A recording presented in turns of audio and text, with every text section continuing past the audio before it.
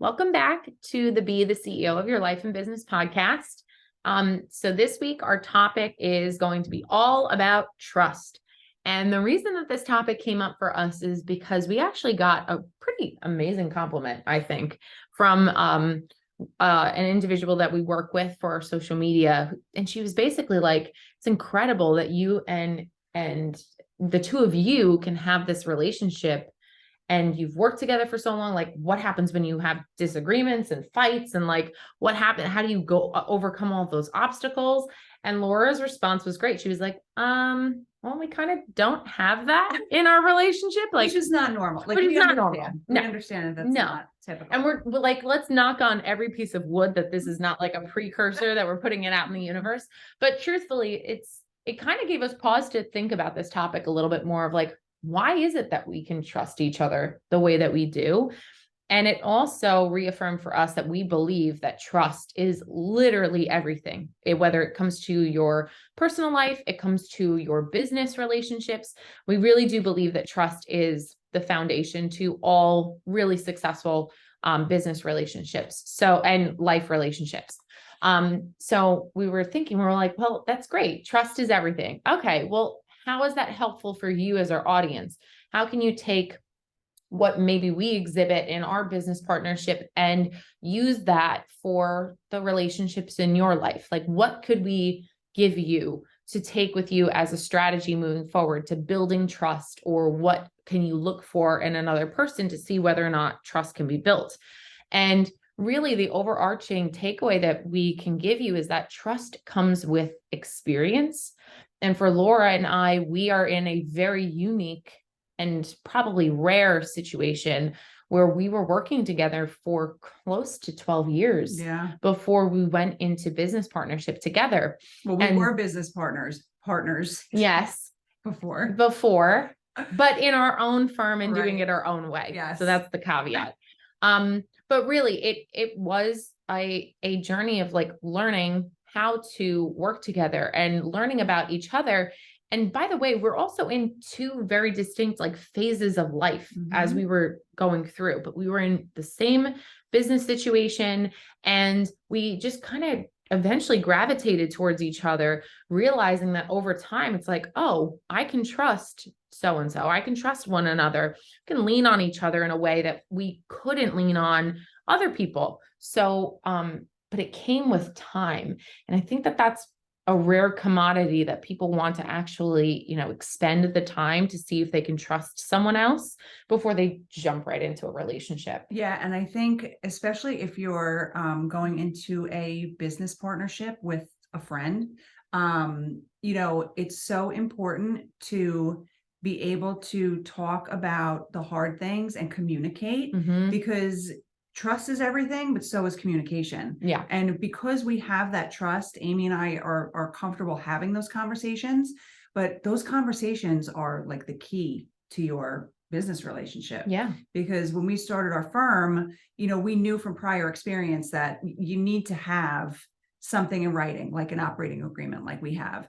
And we had to have hard conversations, because I think in the end, those conversations could save your relationship if the business doesn't work out. Yeah. So we had to talk about the hard things, like, what do we do if the business falls apart? What do we do if one of us wants to leave? Like, we have, what if something happens to one of us? Right. God forbid. And so the remaining business partner is left to deal with the aftermath of that. And so what is going to happen in that circumstance? And so it was so important to us, because we trust each other so much, to have those important conversations. So and those conversations can be awkward, right? Like, it's not like a fun conversation that you want to have. Like, it's like planning your estate planning. Like, you have to do it, and it's not really that fun to talk about it, but like, you have to do it. You have to do it. And it's so important to talk about, what have I said from the very beginning? You have to talk about the worst when things are good. Yes. Because it's easier to, agree and plan when things are working out. When things go wrong and you don't have anything in place with your business partner, it's a nightmare. And Amy and I know that from experience, dealing not with our own partnership, but in our, career, dealing with clients who have partnership fallouts and they didn't have anything in writing. They hadn't agreed on certain things. It's a nightmare. It's a mess. So especially when you're going into business partnership with a friend, I think it's so important to have those really hard conversations. Yeah, something I love that you just said, and this is something that I will say all the time to business clients, is when we put contracts in place or we ask our clients to put something in writing to a customer or a business partner or something, it is with the idea that you want to preserve your relationship that you have with this person. Because so often you are referred to somebody for business. Let's say if you want to like build onto your house. Okay. I'll use this example. You'll go to a builder or a contractor that you've been referred to, or that's the likelihood of it. Like the proximity principle is alive and well. You will go to people that you think that you can trust, right? If you put a contract together with those people, you're doing that to make sure that you can preserve the relationship that you have. You set firm deadlines, terms, provisions, etc., because you want to ensure that everything is accounted for. Good, bad, ugly, indifferent. Everything is covered. So I love when, we can counsel our clients on this and say, this is to preserve things in the end so that if this happens, then this happens. Like, with particularity that this is going to be the result. So like Laura said, if there were to be a breakup of our firm, this is what's going to happen. There's no question about it, right? There's no emotion. There's no extra added emotion. There's no uncertainty. There's no like, oh shoot, we should have done this sooner. And now let's try and, wiggle our way around. There's none of that. No, because you have those conversations at the very beginning. Yeah. And I think, we started working together in 2008. Oh my God, it was like a million years ago. So we had that experience of several years of being in business together before we opened up our own firm. And wait, in 2008, I wasn't even an attorney yet. Right. Okay. So I always forget that you're younger. Like, I don't even feel like you're younger than I wasn't even an attorney yet. So it was like, I was the file clerk that probably brought a Redwell to Laura every day. Like, that's what I did. And that's how it started. But like, from that point, there's little things that dripped and drabbed from when we first started, even though we were on different playing fields. Yeah. So Amy, you were in college, right? Yeah. So Amy was in college. So I was working with her while she was in college through law school. She still worked with our firm. Yeah. And then when she took the bar and she got married and then she started practicing. And so like Amy and I have been together through, and you were with me from the time that I married Mike. Yeah. So through having 3 babies, like we went through a lot of different phases of life together. So I think it's safe to say when we formed our partnership, when we left our last firm, we trusted each other. Yeah. And that was the foundation of everything. Yeah. But that only came with experience. Yeah. So it's tough to say, like, you can't just jump into a relationship and be like, trust is going to be there. I use this analogy when we were prepping for this. We talked about confidence on one of our prior episodes very recently, and how confidence is only built like a muscle is built. It takes action. It takes time. It's the same thing with trust. Trust is only built. Trust is not given. You hear, the context of the word trust used. Trust is built. Trust is earned. Trust is lost. It's something that you have to work at and get. It's like an end goal or like a result, right? So it's not like you can just be like, oh yeah, Laura and I are matching again today, so I guess we should trust each other because we are. That's not how that works, right? Like you need to have experience, you need to have relationship, you need to have time, you need to have some other measure that you can look at and say, okay, in these situations, I can trust Laura because I know she's very level-headed and she's very neutral and she takes the 24-hour rule very seriously. Like, I know those things, right?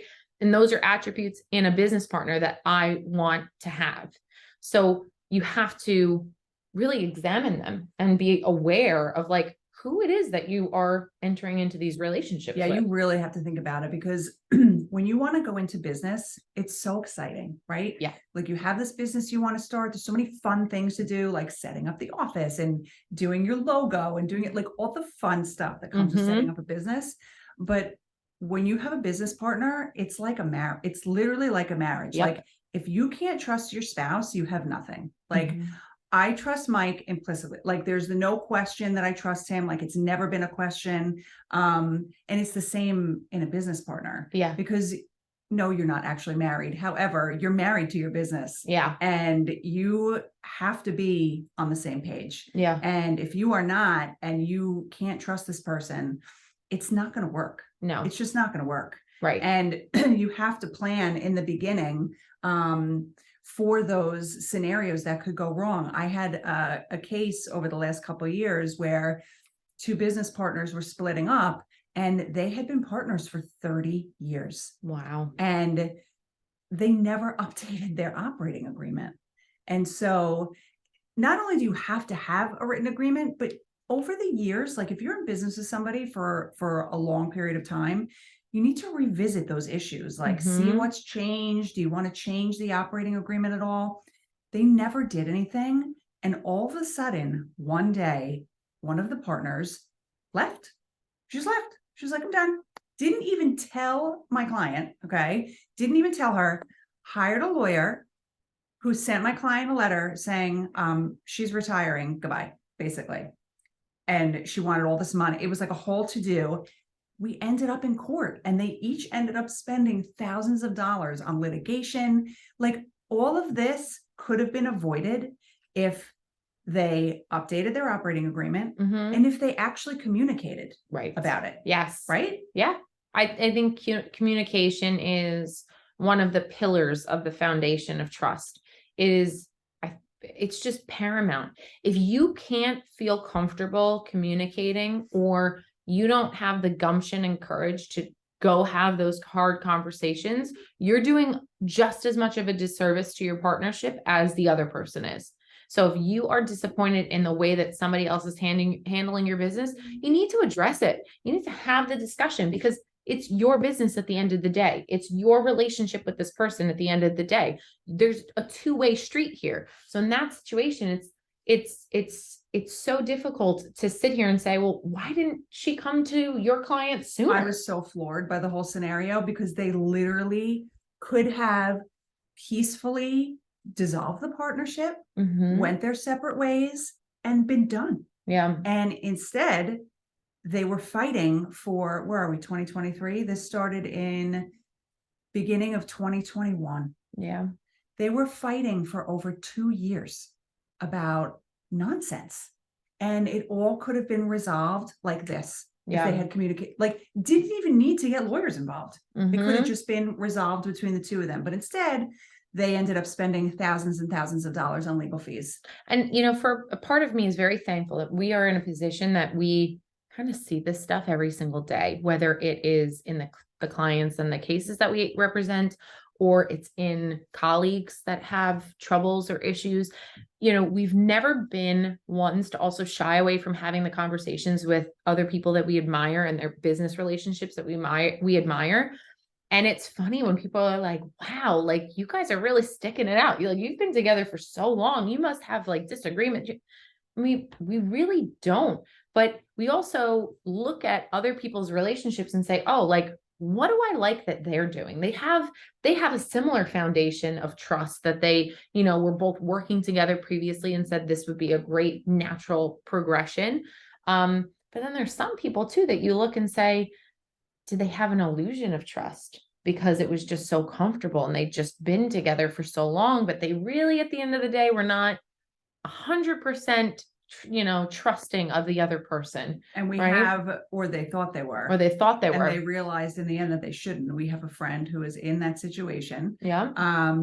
whose, partnership is no longer, and she thought that she was in a great partnership and they Yeah. were going along, everything was fine.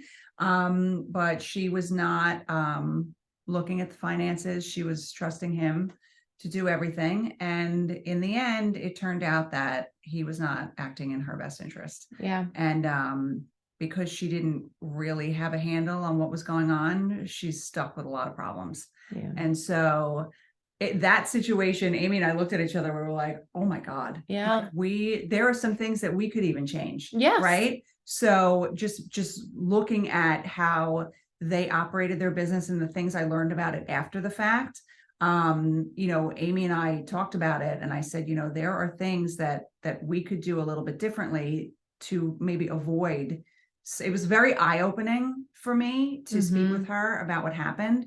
And it just goes all the way back to, you have to trust your business partner, but not just trust them. Like, don't put your head in the sand. Yeah. And just think like, oh, they're handling it. Like, have a little bit of knowledge about what's going on in your business, so that you don't end up in that type of situation. Yeah. And have the strength and the courage to start questioning things and the way things are being done. Right. Like, if something doesn't sit right with you, say something. We know this firsthand, folks.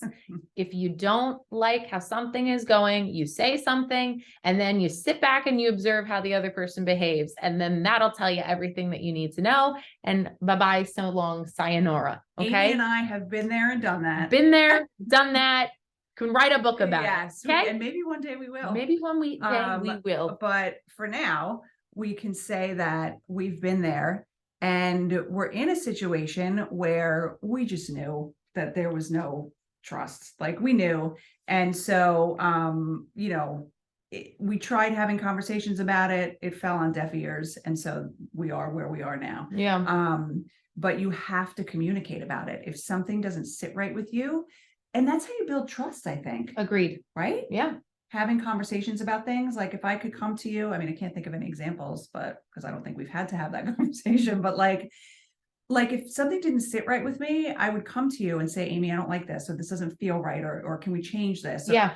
And that's coming from a genuine place. And if the roles were reversed, like if you came to me with something like that, I'd be like, wow, this doesn't happen very often. Like, this must be something really like that she is bothering her. Let's look at it.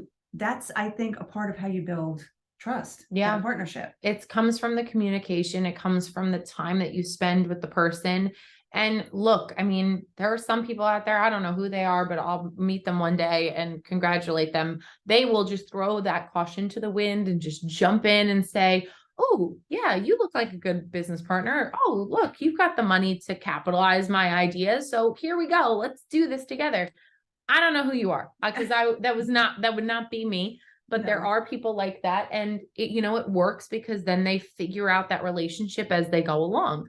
But I can also almost guarantee you that those business relationships that succeed in the long run are the ones that have trust as a foundation, have communication as a foundation. I ever felt like I couldn't speak to Laura about something, that would be a major red flag for me. Like, if I couldn't pop into her office and just say, listen, I don't like this. We got to get this figured out, sorted out. And I will tell you, in past experience, I have had that where I'm like, I can't bring this up. I can't talk about this. This is going to be a no-go. I can't breach. This is a waste of my time. Yeah, this is a waste of my time. It's not going to go anywhere. And when you realize that, that's a deposit in the non-trusting bank, right? Like, you always have to look at it that way. It's like every action, not that you're scrutinizing other people and you're like hyper focused on it, but you just have to be aware. Look at how the other person behaves. Look at how they respond to you. Their actions are going to speak louder than the words that they tell you.